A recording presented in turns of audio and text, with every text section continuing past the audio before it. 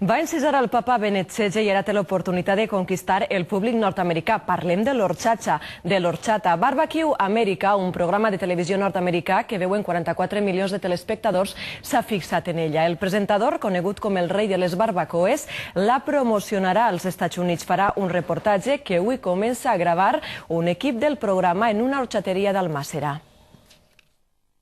Horchata y costelles barbacoa. Sí, esta combinació és possible. Este és el rei de les barbacoes. Presenta un programa gastronòmic que es diu Barbecue America, que veuen 44 milions de telespectadors. Ara es troba a València per promocionar la gastronomia de la nostra comunitat i s'ha mostrat encantat amb l'horchata. Esta vesprada un equip d'este programa grava el seu procés d'elaboració en una horchateria d'Almàssera.